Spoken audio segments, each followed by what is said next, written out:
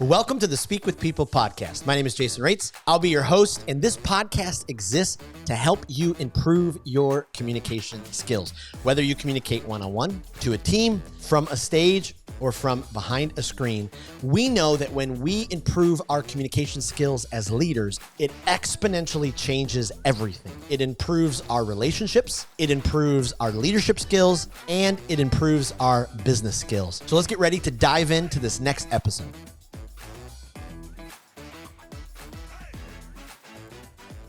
Well, have you ever wanted to write a book? Well, what has stopped you? Maybe you're like me and you've been in a rut for a couple of years with your writing and some frustration has developed, or maybe you keep changing what you thought you wanted to write about. Maybe you're trying to figure out how to continue to move forward.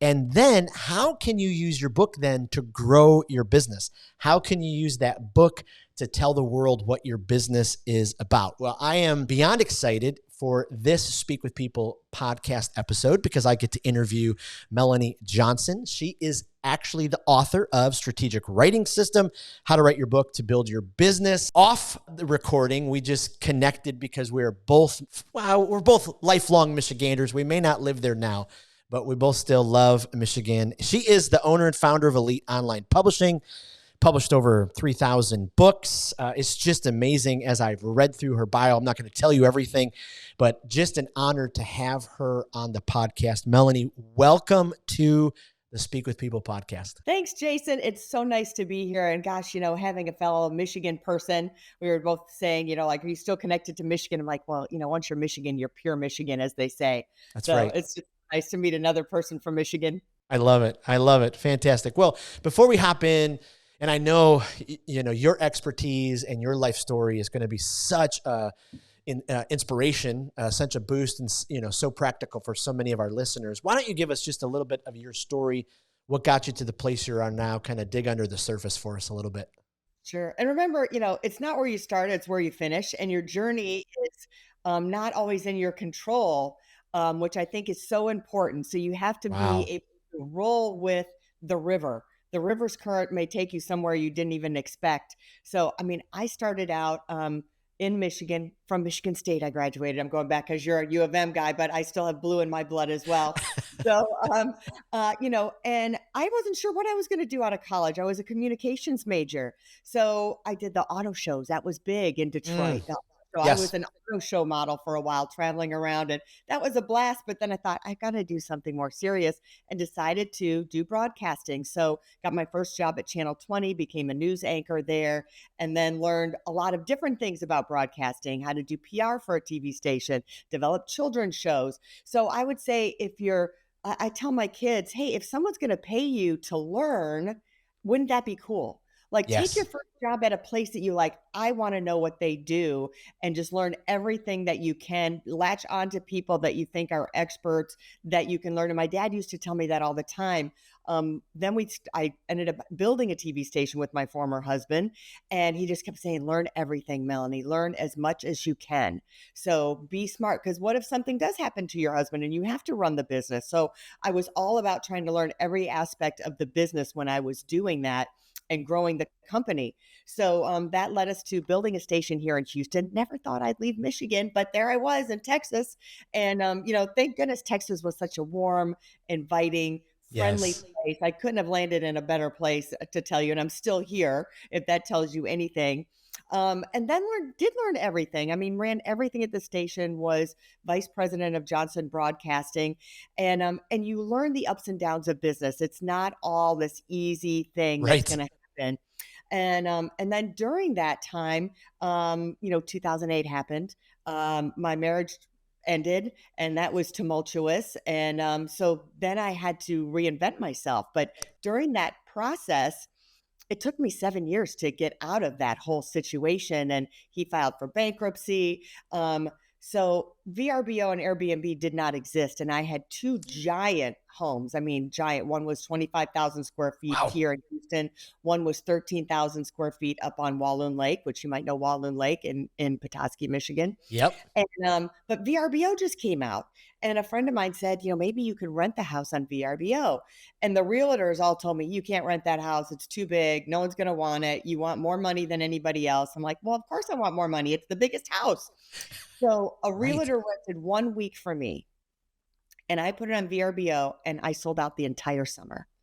And I was charging anywhere from $10,000 to $15,000 a week because I had upsells. A doctor's wife who was a friend of mine said, "Oh, don't include the master bedroom. Charge extra for that. Don't include this. Charge extra for that." And I was like, "That's brilliant." And so I Wow. and then I thought, well, maybe I wonder what the rental market looks like in Houston. And again, this was like 2009, 2010. So when I went on VRBO, it was apartments, 1 bedroom, 2 bedroom places, maybe a townhouse. There were no houses. So I really stuck my neck out and put my house out there.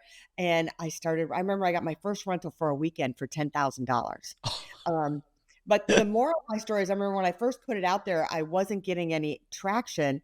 And I asked myself, Melanie, are you ready? If someone wanted to rent your house tomorrow, is the house ready?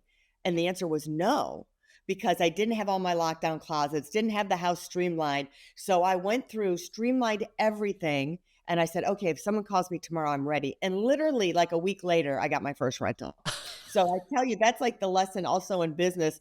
Are you ready for success? Are Wow. you ready to get 1,000 more clients tomorrow? Can you handle what you're wanting and dreaming? Do you, if you're trying to get to 7 figures or you're trying to get that promotion, are you really ready for it? Is your family ready? Is your time and schedule ready? Do you have the skills for it? So you need to ask yourself that question, Wow. because sometimes you have not cleared the way to get what you're asking for. So I think that Wow. was like an important lesson along my journey. I use that same thing with my son. He wanted a new car, and I'm like, well, we got to sell your old car. We got to sell your truck. And it looks like a piece of doo doo, you know? So kept getting after him and aftering him, and the new car wasn't coming. So finally, he got the whole car detailed, cleaned, ready to go. And then it was ready to sell. Got it repaired of what he needed. And then it happened, right? You have to make yourself ready for that. So, and then, if you would have asked me in 2000, I don't know, 12, Melanie, do you want to start a book publishing company? I would have said, no. Like, I don't know. No, that's not. I mean, I know about real estate. I know about digital marketing. I know about television, book publishing, not so much. But during my journey to realize, I thought TV was going to be a dinosaur, which it finally is really becoming a dinosaur over the air TV. And so I wanted to learn more about the internet. And so during my journey, I did learn how to publish books. I published a couple books on my own to help with a rental I had down in the Dominican Republic. And then at these conferences, some of the same people show up. So there was kind of a group of us that we'd see each other all the time. And one of them was Jen Foster. And we both had the month of June open. It was like the first time she wasn't going to have her kids. So she loved this timeshare I had in the Dominican Republic. She's like, we need to go to the Dominican, but we need to make money if we're going to go. So on the breaks of the conference, we came up with this idea of doing a book writing retreat. We sold it. We went down there, had a great time for a week. It was fabulous. Came back, published the books, made them #1 bestsellers. And the next thing I know, people were calling me and text messaging. I didn't know you did books. Can you go to lunch with me? I've been thinking about writing a book. I've been thinking about writing a book. I mean, so next thing I knew, we had like 10 or 15 people that I had contacts, and so did she. So I said, hey, I think we have like a little business here. But we both had other businesses. I was doing real estate, like, tearing down houses, building new townhouses in their place. Wow. She had a digital marketing and website business. So it was a side hustle for a while for both of us. Then the real estate market fell down here. And next thing I knew, our side hustle became our main hustle. So, God has a way of just leading you down a certain path. And then here I am 8 years later, almost 9 years later, published over 3,000 books. Wow. Wow. What a journey. Oh my goodness. And I love that you started it off by saying, remember, it's not where you start, it's where you finish. I mean, so many leaders, They just get stuck in the, well, it didn't start right, or I don't know where to start. I mean, what amazing advice just to kind of lead with. So thank you for that. Wow. Sure. That is Great. just incredible. Oh, well, boy, I love that. Okay. I do need to ask you a little before we dive in, because we've got some really good conversation to have about writing and getting a book for your business and those kind of things. But as I was kind of doing some research and learning who you were, I was really also fascinated to learn that you were the first girl to receive a varsity letter in a boys' sport in the state of Michigan. Like, Yeah. how did that come about? I mean, wow, just one more chapter of pretty Well, spectacular. I shared the story that my brother was a wrestler, so he was a very good wrestler. He's in the Wrestling Hall of Fame, a collegiate wrestler at University of Michigan, and he's 5 years older than me. So I got drugged to every wrestling match there was. And you got to think about like in the 70s, there was no girls wrestling. There is now, but nothing like that existed. So I thought I could just beat the pants off those boys. I knew every move. I could watched everything. I mean, that was my life. Like, I was going to meets 3 times a week, tournaments, all that stuff. And so I asked my dad in 7th grade, I, was on the girls' track team.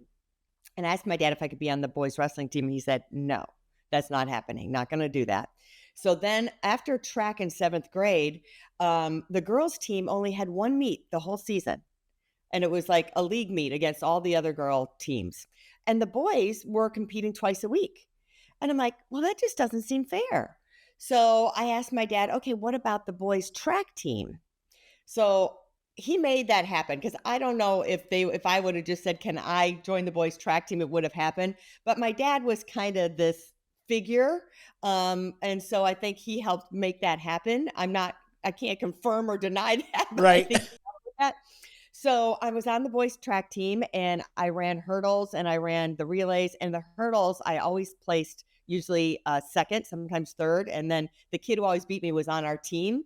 And finally I beat him one time and took first place, but I got enough. You had to place to get enough points to get a letter, which I did.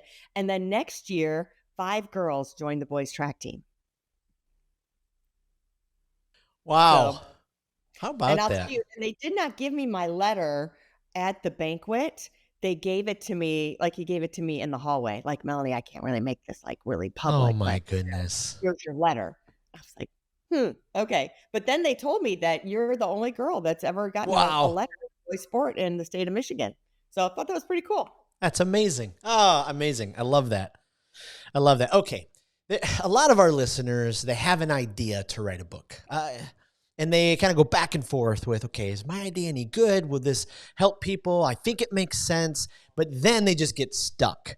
What's some starting advice? What are some things you would say to those, wannabe authors that are just, they're having a tough time kind of moving forward? Yeah. And let's focus on like a business book, right? Yeah, That's a what we're business book. here. Yes. And I will tell you, you're not alone, first of all. I can't tell you how many authors, I would say most authors who are at that stage are saying the exact same things you just said, Jason. I'm not sure what I should write about. Is it worthy? Will anybody care? I'm not sure. So let me dive in and dissect that kind of piece by piece. So, first of all, your story and your way to give information is different than anybody else's. Right? You're like, well, let's say it's a leadership book or a book on sales. Oh my gosh, there's thousands of books on leadership. There are thousands of books on sales.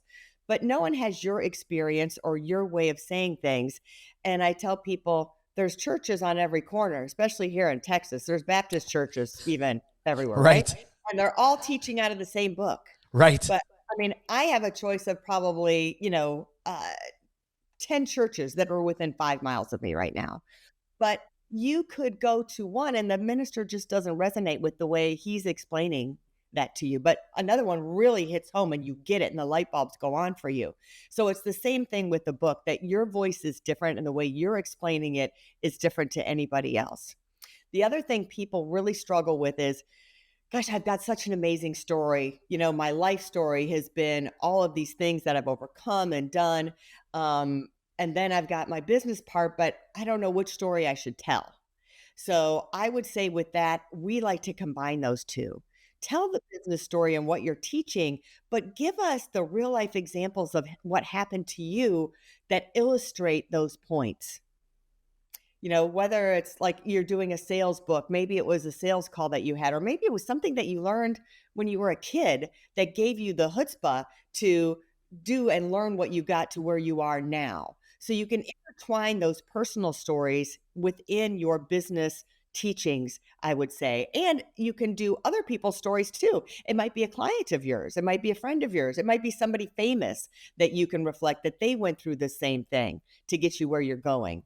And then think of what the problems are that your ideal client is always trying to overcome. What is it that you solve? What are the top things that you solve? If you take 5 minutes and say, what are the top 10 things that I solve, that I know that I have the answers to, or that are most frequently things that my services, my expertise can solve for them? And then I have the formula that I always say is, I call it the 10 by 10 by 3. So it's and you can do more than 10, but what are the most frequently asked questions you get all the time? So you're making a sales call, you're asking someone to buy your services or know what your expertise is. And what are they asking you all the time? And so write all those down. And then when you're doing the answers to those, the answers, the other 10, which is the answers, what are stories that tie in that illustrate with that? Okay. Then there's the should ask questions. What are the questions they should be asking you if they knew what you know? Like if it's a real estate question, they're like, well, I need to buy a house in Houston. What's the area that has the best prices? And they should say, well, what you should be asking me is what area has the best school system? You know, or what area has the least amount of property tax that has the best school system? You should be asking me, right? So what are the things that you know that are different? So it's those frequently asked questions, but those should ask questions of what you know that they don't know. And the other thing really is take content and repurpose it. So, Jason, like you have this great podcast, and I noticed some of the podcast episodes are just you on it giving content. Well, that content can be transcribed and utilized in a book. So I always say, like, if you do have a podcast or you're writing blogs, write them with a purpose so that oh my gosh, I'm going to start writing blogs about this topic, and this is going to be the first chapter of my book. It's going to be the second chapter of my book. What we do to help clients from our company is it's time that business people are like, I don't have the time to write this book because it's this giant thing. So we've developed a VIP book creation day where you come and spend a day with us. We decide what your book should be about, what the best thing is for your business that was going to serve your business to get new clients, your perfect avatar of who you're talking to, because that's another important thing is who are you talking to for this book? Don't just say, oh, it's like we talked about who the demographic was for your podcast, that, oh, it's, like 30 to 45-year-old manager. Well, let's hone in on that person. Is it a male or a female that we want to talk to in this book? And it's for the purpose of the book. Like all those people could buy the book, but, okay, so maybe it's a guy. Let's say he's 38. Is he married? Is he single? How many kids does he have? What kind of house does he live in? What kind of problems does he face? All of like really telling me who this is. And you might even go, oh my gosh, the perfect guy is really my neighbor who lives 10 doors down from me. And this is how he lives. This is the car he drives. So we're going to talk to Joe in our book. And so every time that you're stuck, you'd say, well, what does Joe want to know? We're talking to Joe. Remember, don't get off on these wild tangents. We're talking to him to solve his problems for the book. So anyways, back to the VIP day. At the end of the day, your book is fully structured and you have anywhere from like 7 to 10,000 words in the chapters for your book. And so you've got almost a 30-year book could be written at the end of that day. And then there's notations of what's left in each chapter. Gosh, you need a story here. You need some data here. You need more content in this place, more detail here. So then it gives you that roadmap. So that's one thing that we developed because so many people are where you are. It's time. It's this big, in front of me like I gotta do it. But it's nice to have someone come alongside of you, whether it's a book coach, an editor, and a publishing team that helps you stay accountable and get the whole thing moving, that has the tools. So, you can do it on your own, but just make sure you're watching a lot of videos, that you're getting tips like I just said. Start off with those little chunks. And I was the best way to eat an elephant is one bite at a time. So, figure out who you're writing the book to, number one. Get a structure of what the problems are you want to solve, whether it's the frequently asked questions, should ask questions, or the biggest problems you're solving. Um, and then create a chapter structure. And everybody that we do is structure is a little bit different depending on the content of the book. But for an example, it might be the structure is you start with a story, and then you have the skill that they're going to learn, then you have some data, and then you follow up with another story. That could be a structure for your chapters, Right. and each chapter would follow that same structure along the way. Wow. I love that. What, for the business owner or could be a potential, maybe they're a speaker or maybe even an influencer. We have leaders kind of all cross listening to the podcast. For those people, I've been told more times than I can count, Jason, you're a keynote speaker. A book will give you credibility. And so how exactly, can you give us, you give us a little bit, can you give us a little bit more into what a book can actually do to help drive, your business promotion, your business sales, some of that kind of stuff? Well, you asked about a speaker first. So we have an author coming out soon, Connie Chung, and she's with the Washington Speakers Bureau. And they just basically told her, like, you need to have a book. Like, we can't promote you any more than we are unless you have a book. So she did our VIP day, and she's been promoting that she has a book. So she's got the whole machine going. And I can't even tell you the doors. Her book's not even out yet. And what is it? There's the leadership conference that happens in Chicago every year. I don't know if you're familiar with it. Yeah. There's The Global Leadership Summit. Yeah. yeah. So because her book is coming out and she's let them know, they have contacted her and want to support her book and have her at the conference. And her book's not Wow. even out yet. Wow. Okay. So, hello, that's one big advantage. So if you're, and then people say, when should I start promoting your book? I'm like, the minute you start writing it, that you let people know and decide what it's about. Her advantage is that she already knew what it's about, had it structured. So then we could start to have a social media campaign. So at least know what you're writing about and have your book structured, because then you can talk about that on social media. So that's doors that open for you. And when you're speaking now, when you have a book, you can charge higher speaking fees because you're going to be a best-selling author. And for her, she'll be an award-winning best-selling author because she's working with us. And I always say having that title, like, I'm Miss Michigan, which I tend not to tell a lot of people, but I have that title for the rest of my life. I earned it.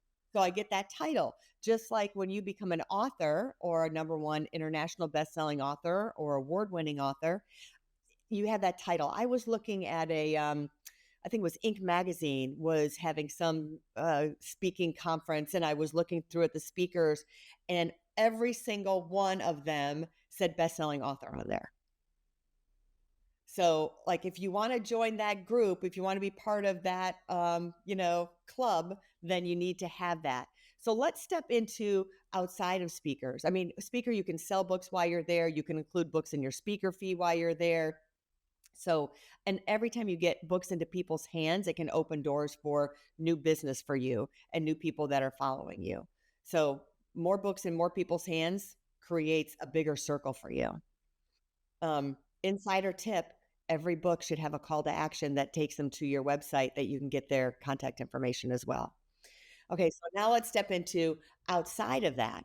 So one of the things that people don't even realize that's so simple is when you publish a book on Amazon and Ingram, means that it's going to be published at Walmart, Target.com, 40,000 other places, Barnes and Noble. So don't just be on Amazon. Now all of a sudden you have SEO from those giant companies. So think about, people are paying for SEO for their website. I want people to find my website. Well, if I put your name in now, Jason, all of a sudden Amazon will come up on the first page, not in one place, but two places, once for your book and once for your author page. It'll come up from Barnes and Noble. It'll come up from Walmart.com. And once you've done the investment of publishing a book, it's there forever. I mean, I don't think Amazon's going anywhere anytime soon. I don't think Walmart's going anywhere anytime soon. But you'll have that momentum going of that SEO. So that's just like a simple thing. But then I tell people, I use this foot in the door strategy. My business partner wrote a book called Books to Bucks, and it has all these tips for how to make money with your book. But one of my favorite is you're trying to get a new client. You can't get their email. They're not going to take your calls. You just can't get a response from them. So a foot in the door strategy is to send them your book. Well, a gatekeeper is not going to open a package that's personal to them. You can either send it from Amazon, but it's better if you can send it yourself, because then you can put a personal note in there and say, we'll use Joe's name again. Hey, Joe, I think that there's a lot of great things I can do for your company. Turn to page 35. I think this could save you thousands of dollars or make you thousands of dollars. You know, they're going to turn to page 35. They can't help themselves, right? And you could even do a personal video with a video link. And hey, I sent a personal video to you, and you could put a link there. So they're going to turn to page 35 and they're going to go, wow, I know who this guy is. They may even thumb through the book. They're going to look at the back of the book. They're going to look at the front of the book. They might read your bio. And guess what? That book is not going to hit the trash can. A flyer hits the trash can. Maybe a letter that you sent is going to hit the trash can, but a book is not, because it has a high perceived value. It may sit on their desk for a long time. I have a great story of a guy who did this, and the future client put it on his nightstand, and it sat on his nightstand for a year. He never opened the book, but a year later said, you know what? I've been staring at your face and your book for over a year. I'm just going to hire you. So what else has that like, I have a Tony Robbins book on my nightstand right now. I'm looking at Tony Robbins' face every day. I haven't opened the book yet. I'm guilty of the same thing. But now let's take that and put it on steroids. Let's say it's a company, a mid-sized company, and they've got 50 employees. So let's say you send 50 books to everybody, and they all arrive within a day of each other. Now everybody's opening your book, and your book is on everybody's desk at this company. Do you think that would make an impact? Do you think you'll be a conversation? Now let's think about the investment to do that. If it's a paperback book, 150 pages, about $2.50 plus shipping. Let's say you're even $5 in, tops, $5 in times 50, right? I mean, $250 investment. What other advertising can give you that impact for $250? Not much. I mean, you got the investment of publishing your book and working with a publisher and all that, but that's going to last you for years. So if you amortize that over 20 years and say, how many new clients did I get over that? What's the value of a new client? If a new client is $3,000, $5,000, maybe $100,000 a new client is, but then even what's the lifetime value of that client? So that's just a couple of the ways that it work for you. Wow. That's absolutely incredible. That is, boy, yeah, so many things to think through. So as someone gets their material together, if they want to go it by themselves, right? They want to write it all and edit it all and try to figure out Amazon and all that kind of stuff. And then there's, the options of self-publishing companies and hybrid publishing. Give us some advice, down those routes, which is the best option to be able to put out the best product to be able to help people. All right. So I would say if you don't have an advertising marketing budget to invest in using a publisher, and you're doing the DIY thing, I always equate it to this. It's like you're remodeling your house, and you're going to gut the bathrooms, and you're gutting the kitchen, and you're moving some plumbing around and some electric around. Do you want to learn how to be the tile layer, the electrician, and the plumber? And you can do all that, right? It's going to take you longer to do it. And you're probably going to have some mistakes where, the faucet is squirting everywhere, or the tile, stuff like that's going to happen. So if you have the time and the inclination to learn a new skill and have it take longer, then do that. And it's an investment to have someone publish it with you, right? So, or you hire a general contractor, which would be someone like me, who already has the best subcontractors, who already knows the ins and outs. When the troubles happen, like you submit your book to Amazon and Amazon says, No, we're spitting your book back out. And you don't really know why, because there's AI in there. We just had a client recently that we published, made him number one bestseller, and the book got spit back out. It was just weird. So we're going to work for him because that's what we do. It's not even extra charge. We're like, well, we're going to fix this. So we're on the phone with Amazon. We're emailing them. We're making sure that this book gets back up because Amazon has new bots that they're just, I don't know what's going on over there, but they've been doing that. So you have to deal with some of that. So if you have the time, do that. Now, the road between hybrid publishers, the difference in self-publishing, the hybrid publisher is going to say, hey, listen, I'm going to charge you for my services, but then I'm going to take a portion of your royalties and I'm going to put your book under my umbrella, meaning that I'm going to publish it under all of like my name, meaning that all their books are published under their publishing account. Versus what we do is we set up the accounts in your name. It's not under our name. We're the publisher, but if you want to go look at your royalties, Jason, you're looking at your royalties right there. If you're looking at your bank account, Amazon's directing the royalties right to your bank account versus you're calling your publisher saying, hey, did I make any royalties? And I can't see how many books I sold. So I'm not a huge fan of the hybrid because you do lose control that they have it under their account. And we've had so many publishers or so many authors come to us that a publisher went out of business and they don't have access to their account anymore. So now they have to republish their book. Or if they want to make changes, sometimes the hybrid publisher doesn't want to make any changes. So we like to have you have total control. I kind of call it like the Taylor Swift effect, how Taylor Swift now went and republished all her music. She has control over all her intellectual property. She's getting all the royalties. So I would say either do it yourself or hire a publishing company that is, you're paying them, you might pay them a little more, but then you're getting 100% of your royalties. The book is in your account. You can do whatever you want with it. If you want to change the price, you can. If you want to do a re-upload, you can. So you have total control would be my advice. And just make sure you're looking for publishers that have a great track record, that you can see that they have really good testimonials. They've been around for a while. So really do your research on them. There was a publisher here in Houston. 30 authors got taken they gave money and they didn't get anything for it. It was really sad. So, again, just be really careful. Make sure that you have someone that's credible, that has a credible background and all of that.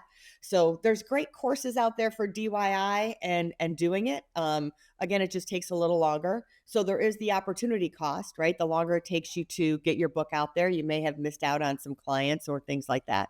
But if you're tech savvy, then it might be the way to go. Right.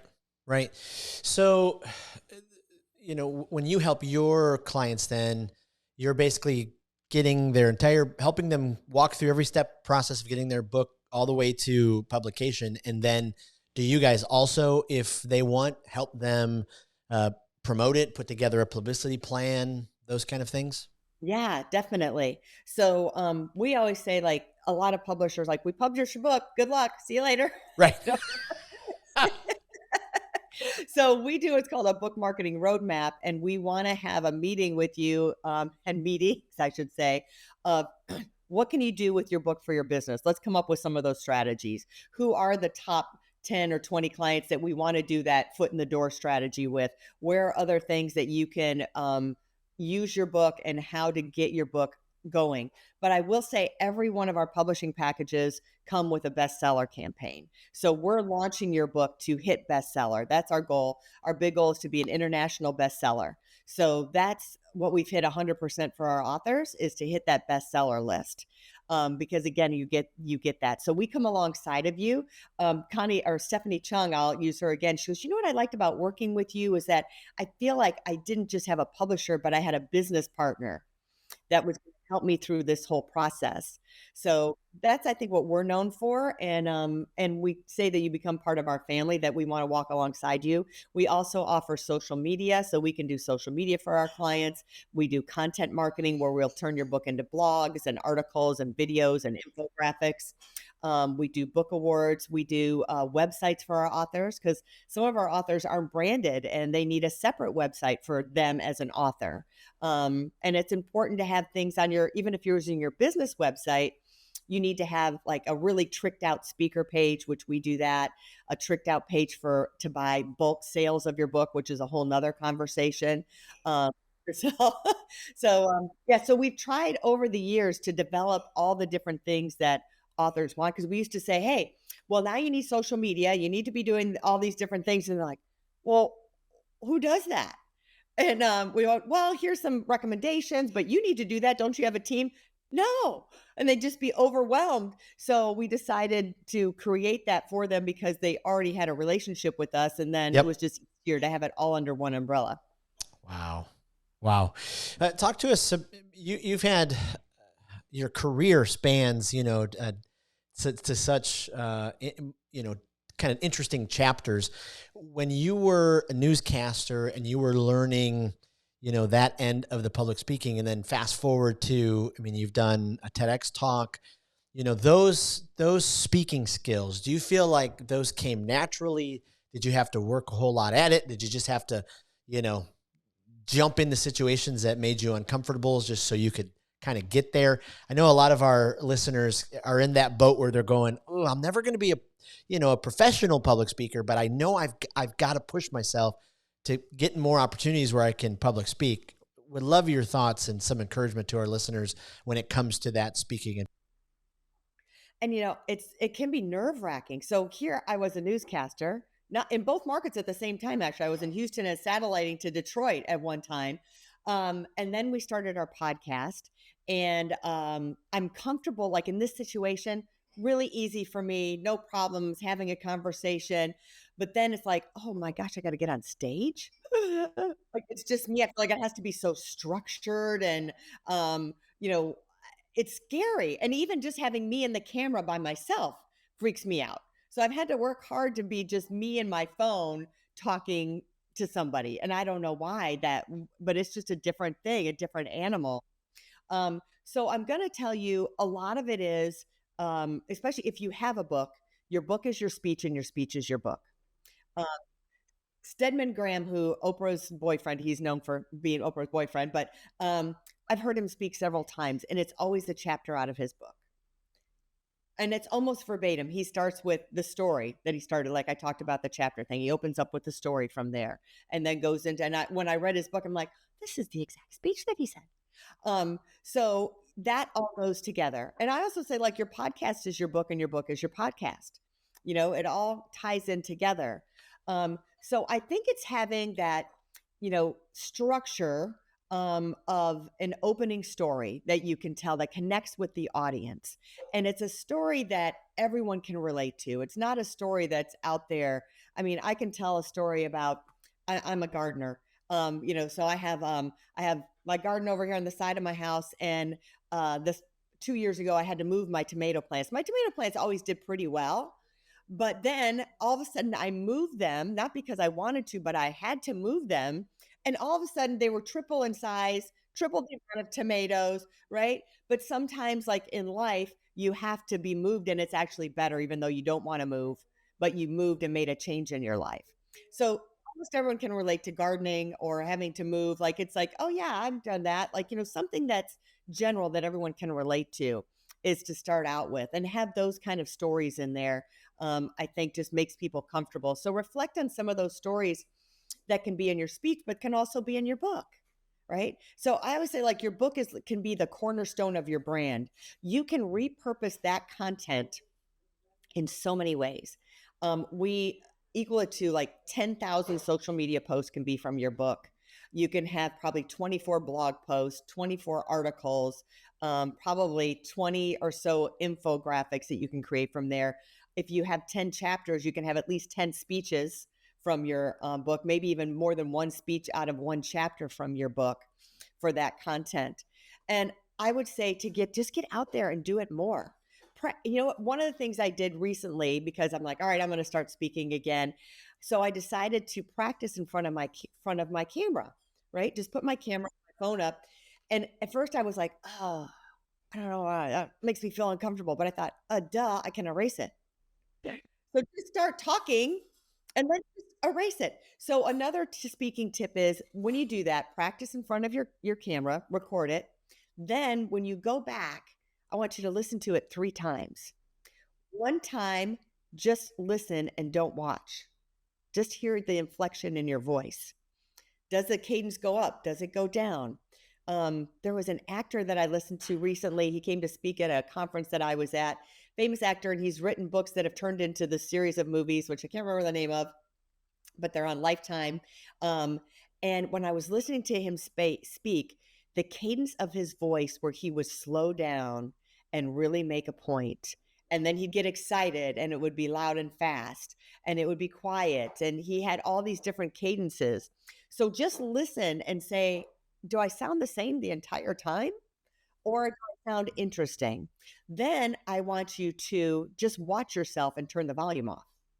Look at your physicality. How am I showing up? Does it seem awkward? Am I using my hands like way too much and flailing my hands everywhere? Am I not using my body language at all? And then the third time, watching everything together. So I think that'll give you some really good tips for that, to just do it and just practice, practice, and then get small groups. Start small. Neighbors together. Hey, I want to practice my speech and see what you think. If you have a connection group, a networking group, ask if you can talk in front of them. Just start small and build up, and then you'll build up that confidence. Wow. Wow. Melanie, this has been absolutely amazing. I mean, you have given us so much to think about, so many great practical tips. I feel like we could do a whole series, you and I, because I have so many more questions I'd love to ask you. But before we let you go, I'd love to ask you some rapid fire questions. We ask all of our guests, do you have a favorite speaker? Somebody that you love, just captivates you, great content, someone that you just highly recommend? I'm going to go back to my original mentor who taught me how to publish books is Mike Koenigs. He has podcasts. You can catch him now. He's a really good speaker. I love that. I love that. Is there a podcast that you listen to, either guilty pleasure or development, that just fills you up, one that you'd recommend? Mine, Elite Expert Insider and Elite Publishing Podcast. So if you are interested in writing a book and publishing a book, there's tons of information on the Elite Publishing Podcast and the Elite Expert Insider, where we interview experts on different topics for entrepreneurs and business people. I love that. I love that. And is there a book you'd recommend? Every leader, if you don't read anything else, you've got to read this book. I have been listening. I've been doing a lot of audiobooks lately, and almost everyone talks about Think and Grow Rich. It's on almost everyone's like the must read for every leader, every business person. And I was just thinking to myself today, I'm going to go back and reread that book. I'm going to promote that people should go back, if you haven't read it, to read it. And if you have, it's probably been years, go back and read it or listen to it again. I love that. I love that. Definitely. Where can we send people to find you online? They can get more information about your business, all the things that you do. EliteOnlinePublishing.com. And there you can find our Instagram, our YouTube. There's tons of information on YouTube. We do a lot of videos. Our LinkedIn, Facebook, we're everywhere on social media. TikTok, we're everywhere. I love it. I love it. I held off on TikTok for the longest time. Actually, my 19-year-old and I were at odds because he said, "Dad, you don't need to be on TikTok." And I'm like, and then I went to a mastermind in the mountains last month with 8 other business owners, and they're like, "You've got to be on TikTok." So now I'm on TikTok. So what happens is the young people go on first, and then they don't really want us on. Right. Then remember, Facebook was young. Then the old people went on and they're like, we're not on Facebook We're anymore. out. Yeah. And they're on Instagram. Now old people are going on Instagram. So now they're on TikTok, and they're like, please don't ruin our TikTok by you old people being on there. Yes. Well, Melanie, I can't thank you enough. This time today was so valuable. We can't wait to promote your book, Strategic Writing System, in the Speak with People Facebook group. Can't wait for our listeners to be able to digest this episode. And thank you so much for just your transparency and how easily you just teach others. It really is a gift. So thank you. My pleasure. And I want to encourage you all, if you have that book inside of you, you've been thinking about writing a book, just go after it. Spend an hour a day, half hour a day, whatever it is. Keep writing. Well, thank you for joining us on another episode of the Speak with People podcast. We hope that you were encouraged. We hope that you were inspired and challenged to improve your communication skills. I want to thank you again for being a part of the Speak with People podcast community. Make sure you don't miss out on being a part of the Speak with People Facebook community group. Just head to Facebook, type in Speak with People, scroll down and join our community, because every single day we're encouraging each other, we're helping each other to improve our communication skills. Thanks again, and we'll see you in the next episode.